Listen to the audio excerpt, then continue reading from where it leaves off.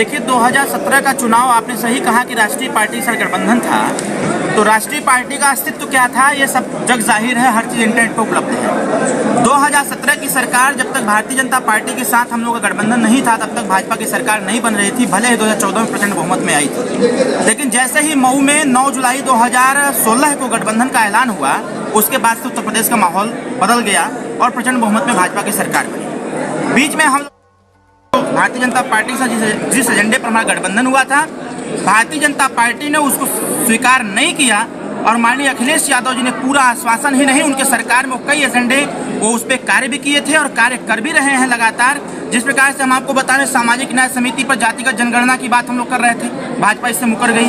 हम लोगों ने कहा सामाजिक न्याय समिति का रिपोर्ट लागू करो, आरक्षण को डिवाइड करके जितने वंचित वर्ग के लोग हैं सबको आरक्षण दे दो, उस पर मुकर गए।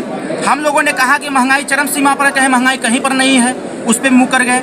हम लोगों ने कहा शिक्षा निःशुल्क करिए कक्षा 1 से MA तक, उस पर मुकर गए। हम लोगों ने कहा पूर्वांचल राज्य का अलग कर दीजिए, डिवाइड कर दीजिए उसको, उस पर मुकर गए। हम लोगों ने बच्चों की रोजगार को बेरोजगारी को लेकर के जब एजेंडा हम लोगों ने रखा तो उस पर मुकर गए।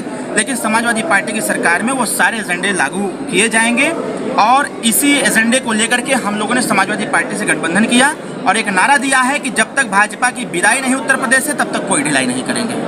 सीट को लेके आपकी क्या बातें हुई हैं और देखिए सीटों पे आप 403 सीटों पर हमारा भागीदारी संकल्प मोर्चा समाजवादी पार्टी गठबंधन चुनाव लड़ेगी। हमारा सीट का कोई एजेंडा नहीं है, जहां हम हैं यहां से मेरा ऑलरेडी विधायक है, ये सीट मेरी फाइनल है, ये लड़ेंगे। आचार संहिता लागू हो गई, इस पर क्या समझ? देखिए आचार संहिता लागू हुई है, ये एक राष्ट्रीय पर्व है, प्रदेश का भी पर्व है। लोकतंत्र में चुनाव 5 साल पर होते रहते हैं। आचार संहिता लगा है, हमारे समस्त कार्यकर्ता अनुशासित सिपाही हैं। पूरे आचार संहिता में जो भी प्रोटोकॉल होगा उसका पालन किया जाएगा और जल्द से जल्द चुनाव कराने की मांग हम लोगों ने किया था और चुनाव आयोग ने इसको स्वीकार किया। चुनाव आयोग को बहुत बहुत बधाई कि हम छोटे पार्टियों का उन्होंने प्रस्ताव को स्वीकार किया और चुनाव कराने के लिए ऐलान किया।